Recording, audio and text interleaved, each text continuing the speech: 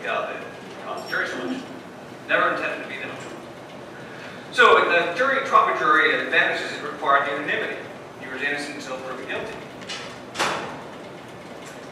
Try the law is the law just, and not just whether guilt and innocence, and try the facts. Is he guilty, she guilty or innocent? It's trial by your peers, again, that meaning that you knew the person, and you could judge, be vouched for his character or lack thereof. And you made sure that the punishment fit the crime. Oh, thank you so much. They obtained law and equity, as I explained before.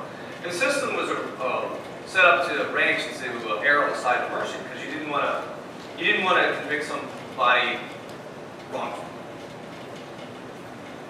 And justice is diminished the more it costs. So if justice is not available to everybody, then and the longer it takes, the more it costs. So the slower we have our trials, the less justice there is.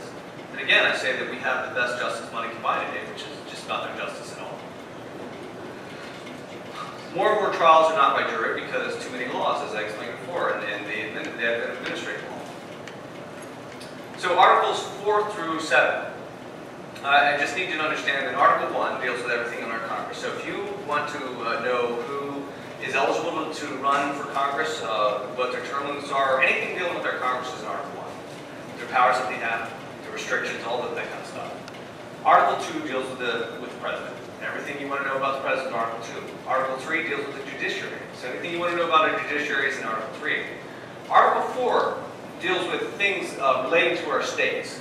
Not restrictions to our states, because that's in Article 1, Section 10, but just general things to our states. Article 5 deals with the amendment process. Article 6 deals with certain time and loose ends like the Constitution, the Supreme Law plan. And Article 7 is where they just kind of combine all this together and say this is when it was ordained in the year of the Lord, and also to the Declaration of Independence.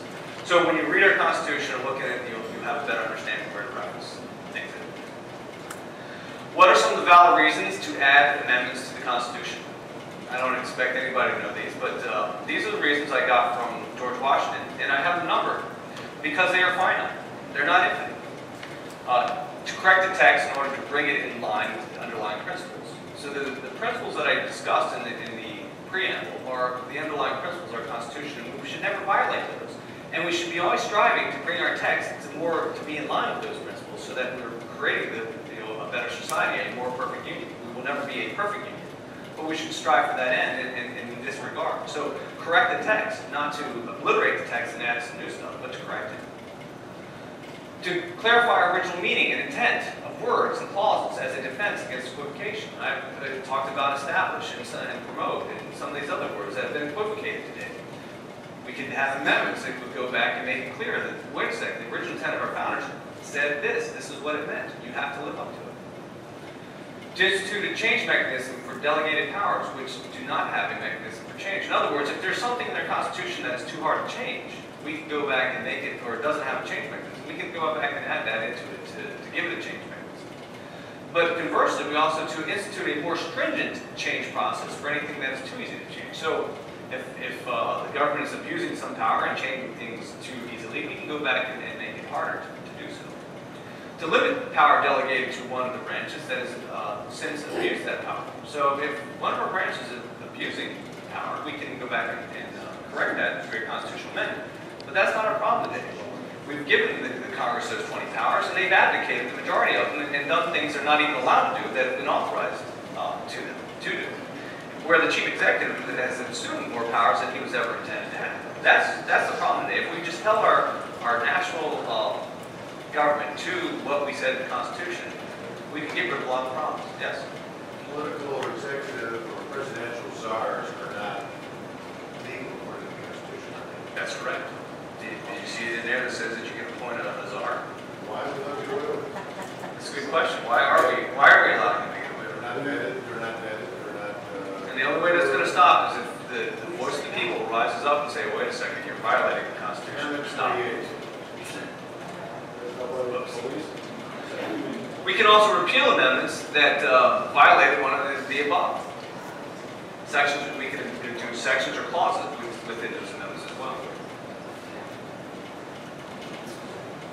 So here's invalid reasons for amending the Constitution. And you'll notice that I didn't number them, because there's many other reasons why we should not amend it. So we should not amend the Constitution to fix an issue that should be addressed at a lower level of government.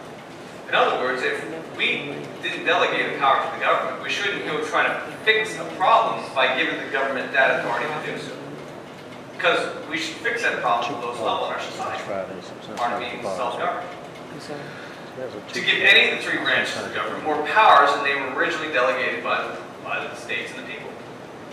To add something to the Constitution that was not originally there, that is contrary to the original principles. So in other words, if we add an amendment that violates one of the principles, it makes the Constitution a schizophrenic document that people are reading. It's like, well, it says not to do it here, and it says you can do it here.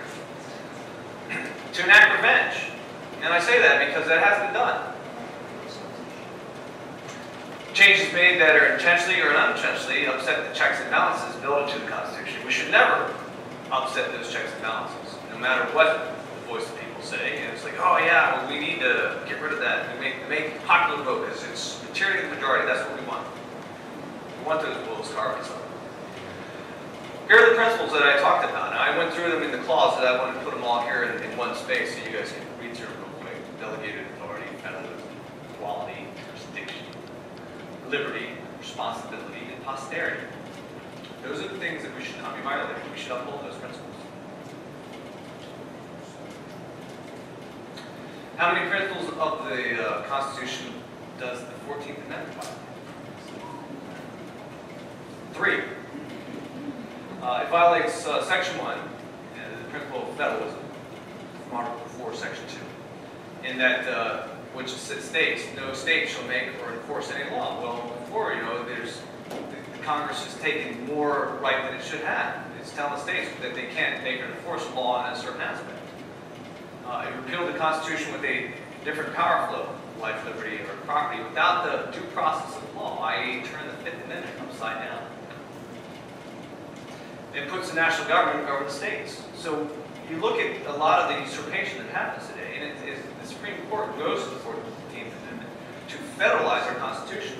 The preamble to our Bill of Rights is Congress shall make no law.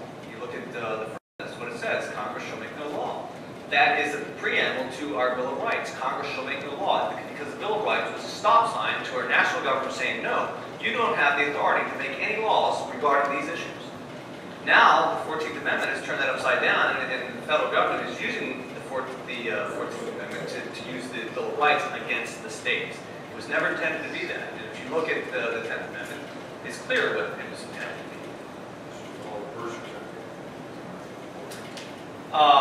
No, I'm not. Well, that goes back to Article 2. It says that you have to be natural born. Anything dealing with executives in Article 2. Intent was to level the playing field on the way that slaves were treated, but it backfired. I mean, it was a good intention, but it was wrong. It shouldn't have been done that way. And it turns the Bill of Rights against the states, as I just explained. Section 2 upholds equality. So the 14th Amendment isn't all completely bad, so the Section 2 is okay, because it levels the voting field. But Section 3 violates equality in the Lee Clause, and this is the revenge I was talking about. General Lee was popular not only in the South, but also in the North, and it was a good possibility that he could have been elected as president. So in the 14th Amendment, they made it anybody who served the Confederacy could not run for public office. It was a bill of attainder. In other words, a bill of attainder is when you sign a bill that's directed at a certain person, and it's unauthorized by our Constitution. We won't have bills of attainder or ex post facto laws. Ex post facto laws are when you make something illegal and then go back to somebody who did that action previously and charge them for it. And it's unauthorized. You can't do it because it was legal when they did it, and for you to say it's illegal now and charge them for it is wrong. It's unjust. It violates stewardship and responsibility. The North absolved all their debts, but demanded the South pay them. They have no authority to do that, and it's just unjust. The North should have paid their debts for the Civil War, and should not have absolved themselves of it, and then demanded the South live up to it. It's just inequitable that they did so. The Section 5 violates stewardship and responsibility again, gives Congress more power than and violates Article 1, Section 8. In other words, it gave them all the authority to implement this, which exceeded the authorities granted to them in Article 1, Section 8, which is where the 20 power of Congress is found. What are the two types of taxes addressed in the Constitution? Does anybody know? Live and crowd here today. Direct and indirect. But they stipulate direct taxation would be uniform. Excuse me, be population, proportional. And indirect taxation would be uniform. Now what that means is that in indirect taxation you have, when you buy a product that's taxed, you have a choice whether you buy that product or not. That's indirect taxation. So an excise tax for something coming into the States had to be the same tax on that product coming to New York as it did in San Francisco or whatever other port. So that in that way it was uniform. Direct taxation was based on population, so it was proportional. And the way it was supposed to be done is that if we had a war or national emergency, the federal government would divvy up the cost of that war and give the states a bill based on their population, and the states could decide how they wanted to collect those taxes. It was never intended that the national government would go straight to the individual because they didn't have the jurisdiction to do so. But to answer your birth certificate thing, that's what the Fourth Amendment did. It turned it up to being the citizens of the nation first and then of the states. It turned that all upside down so that the national government could go directly to the pocket of the citizen. Yep, 16th Amendment. So the 16th Amendment, it was a violation of that. Direct taxes had to be via the population of full taxes, I just explained. And turn that upside down, and indirect taxes had to be uniform. Indirect taxes are voluntary, as I said, and the amendment allowed direct taxation of 1% on capital gains. In other words, when the 16th Amendment was passed, what it intended was that if you worked, you traded your time and your labor for money, there was no gain there. It was a fair trade. That could not be taxed. But if you took that money and invested it and got a return on your investment, that could be taxed at 1%. And the people at the time said, well, that's only going to affect the wealthy. So, yes, let's have this 16th Amendment. The thing we don't understand is that we can't impugn somebody else's liberty without impugning our own. So, a century later, we have the taxation that we have that was originally intended only to be on the wealthy.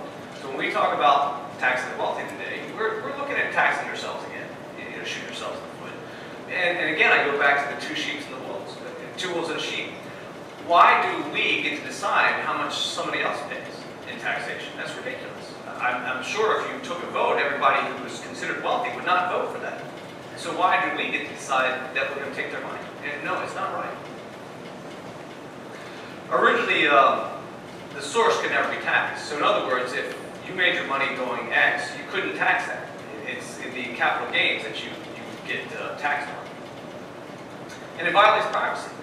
You know, our amendments, our Bill of Rights guarantees the right to privacy. And for us to have to give to the federal government our tax returns or how much we make, it violates our privacy. And it's not allowed. It's not authorized in our Constitution. And it removed the balance of for honest census reporting. In other words,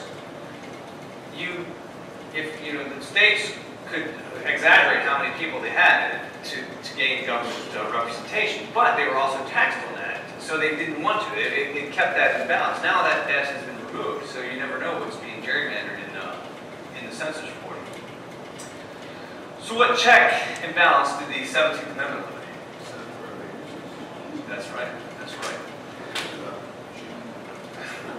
Yes, the 17th Amendment took instead of the state's legislatures appointing the senators, it made it popularly voted. So now we have a popularly elected House, a popularly elected Senate, and essentially a popularly elected chief executive or president. And we've turned more to a democracy, which has caused a lot of problems. And it violates federalism. Federalism is a Latin word for covenant, as I said before, and it's states involved in our national government. There is nothing federal in our federal government anymore. There is no federalism left in it because the 17th Amendment has been violated. And we should really restore that because the senators, when they were appointed by the state legislatures to represent the states, represented the interests of us as states and put a check and balance on that irrational exuberance of the population. Like when we wanted to go to war in 1898. We still went to war in 1898, but the senators were there saying, well, this is maybe not a wise idea. The UN, or the League of Nations, is a prime example. The senators are the ones who stopped the League of Nations, which was a good idea. I'm glad